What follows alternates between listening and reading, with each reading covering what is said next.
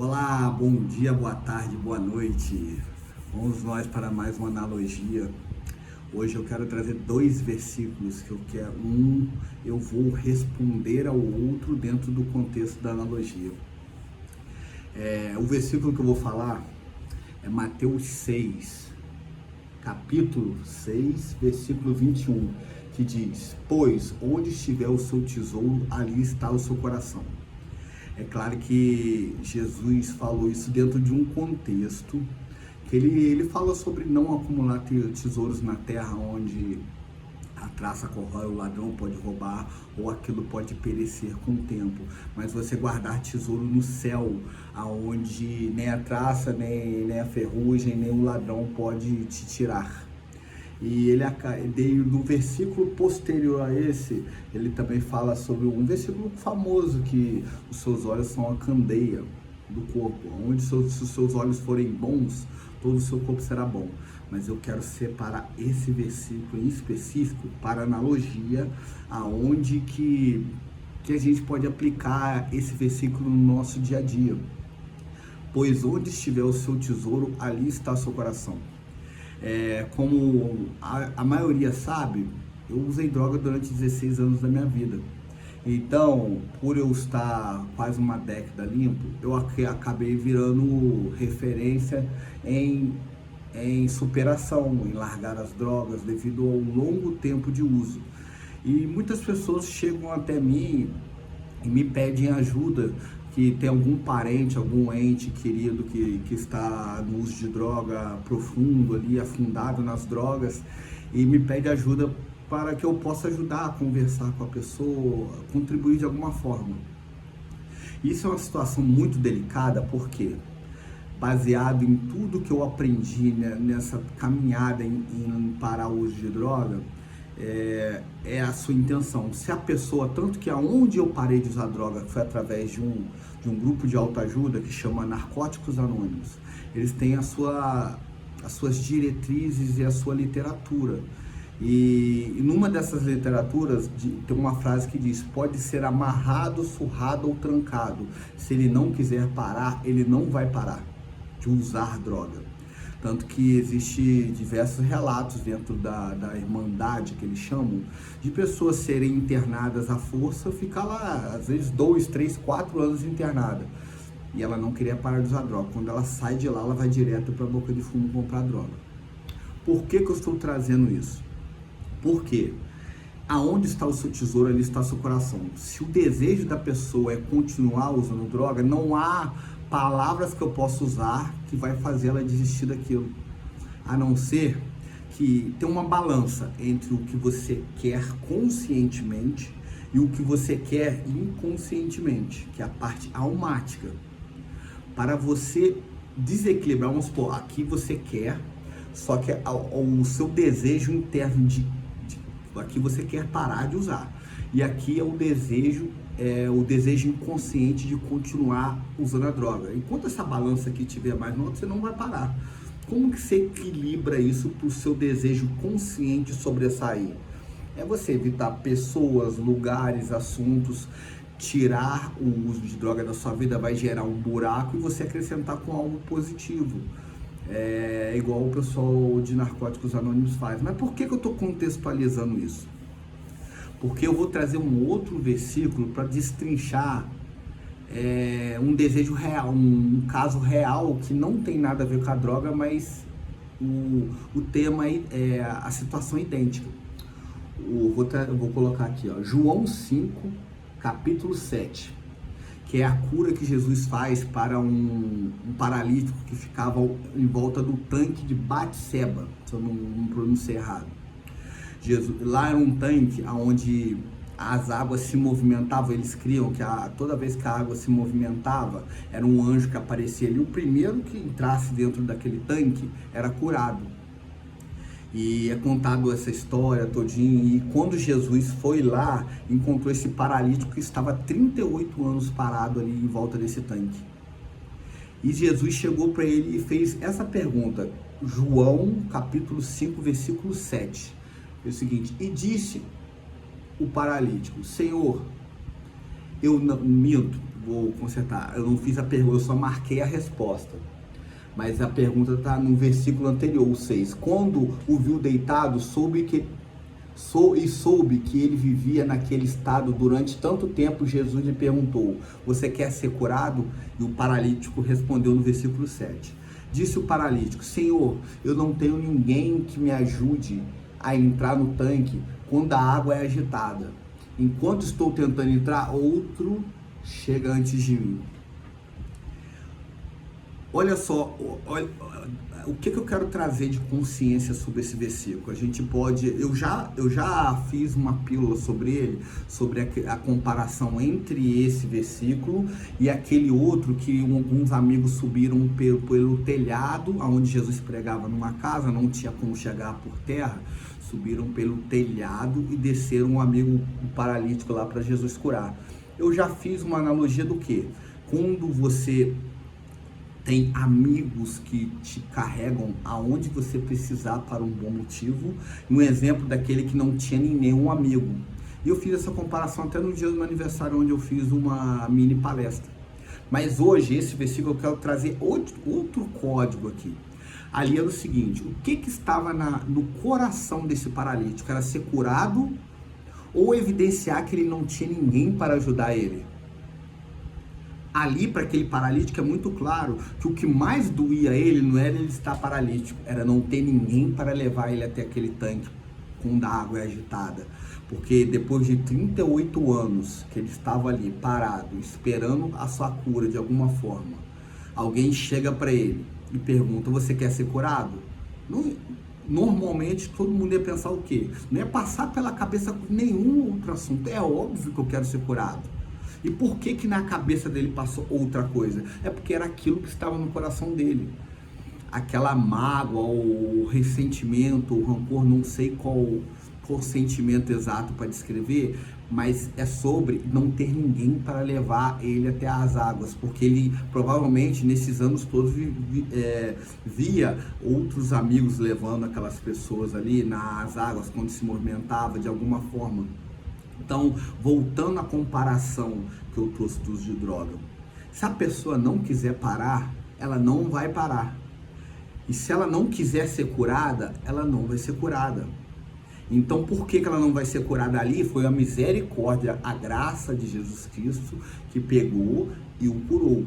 Mas é muito claro aonde que estava o coração daquele paralítico. Então vamos lá para exemplos diários. Às vezes a gente quer parar com algo, só que o nosso desejo de continuar com o prazer que aquele algo nos traz é muito maior do que parar. Vide o exemplo do uso de droga.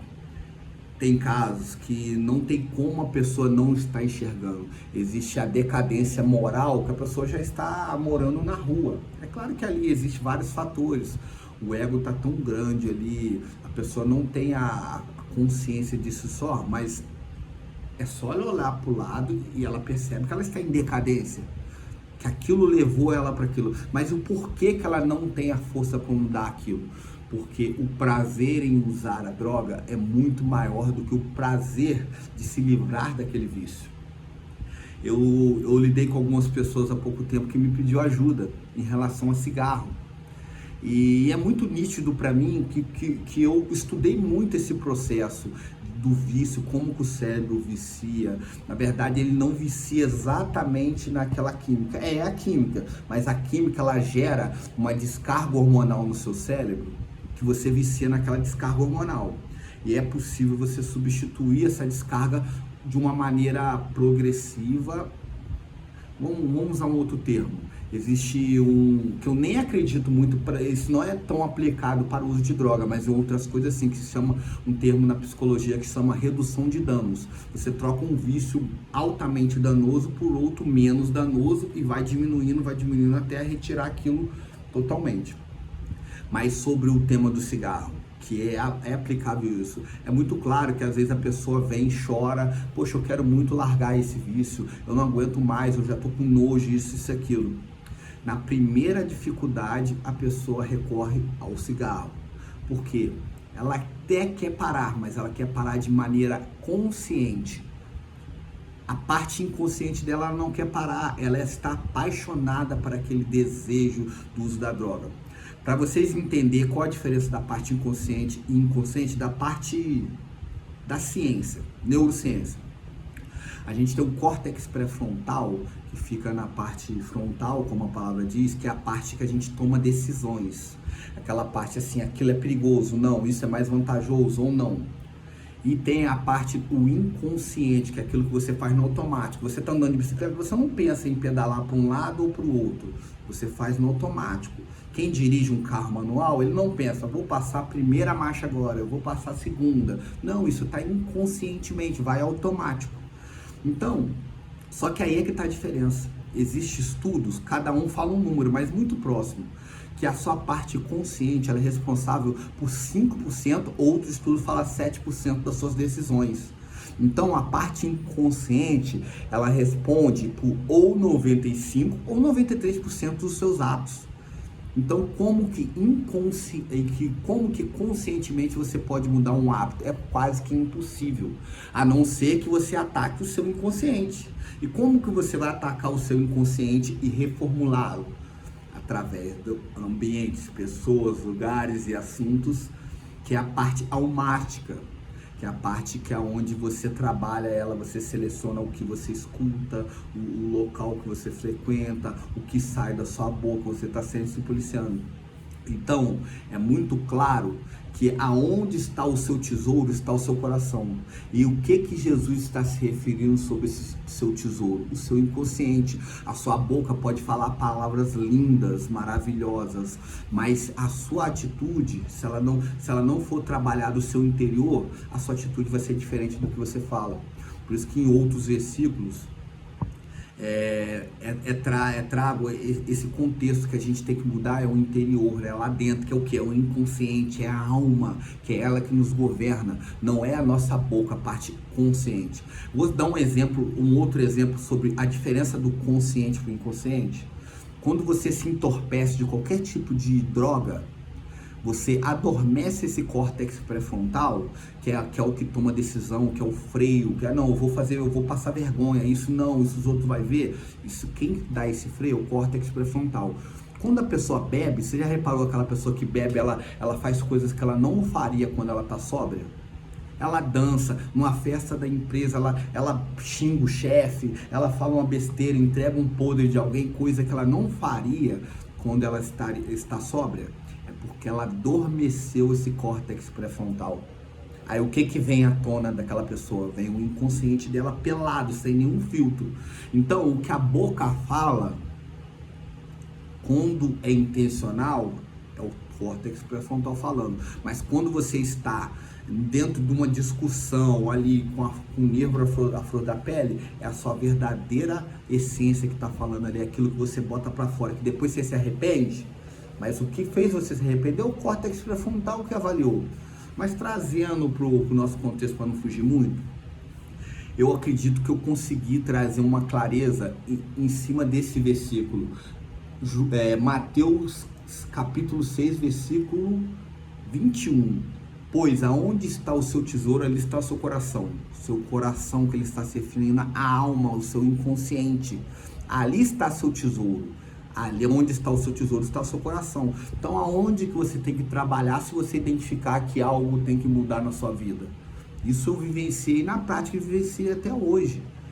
É a sua alma, o seu inconsciente, a sua essência.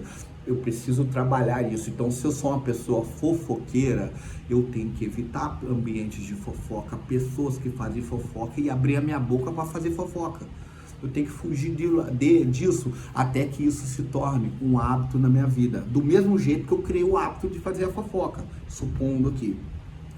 E para fechar, sobre a questão do paralítico, ali foi muito claro que foi a misericórdia de Jesus que o curou, mas em momento nenhum ele expressou através do seu coração que ele queria ser curado. Ele só expressou a dor que estava no seu coração e ninguém ajudá-lo a levar até aquele tanque. Então a reflexão de hoje foi em cima disso. O que está no seu coração? Reflita, não é para os outros, não é para você fazer para o outro nem nada. É o que eu levo para mim. Eu pego esse versículo, olha no meu dia a dia, quando eu tenho uma atitude que eu não quero, quando eu tenho algum rompante, normalmente, antigamente eu era muito explosivo, ainda tem alguns vestígios que tem hora que eu reparo, poxa, eu não quero ser assim. Então qual é o estopim, o gatilho que está fazendo, que está me gerando essa mini explosão, esse rompante? Então eu trabalho nisso. Eu olho para dentro de mim e demando toda a minha energia para modificar isso, que é assim que eu vim modificando, transformando aquele antigo Wallace explosivo, destemperado, que não media as consequências de nada que fazia. E isso é um constante, isso é para a vida toda. A gente tem que orar e vigiar. Orar, buscar, acreditar e vigiar o que está emergindo de dentro de nós para a gente consertar mediante a nossa não aprovação daquela atitude. Essa reflexão que eu queria deixar para o dia de hoje, gente, eu gosto de terminar sempre com essa fala, independente do horário que você está vendo, se é de manhã, de tarde ou de noite, eu gosto de sempre falar essa frase, né, que hoje o dia vai ser incrível, mas só recordando que às vezes eu esqueço. Se esse conteúdo foi útil para você de alguma forma, ou você acha que possa ser útil para alguém que tem as mesmas dúvidas ou tem as mesmas dificuldades, compartilhe esse vídeo com essa pessoa que talvez essa analogia que eu fiz seja o divisor de águas na vida dessa pessoa, igual foi um divisor de águas na minha vida quando eu entendi esse versículo e comecei a aplicar. Agora vamos fechar, gente, até amanhã. Lembre-se, hoje o dia vai ser incrível.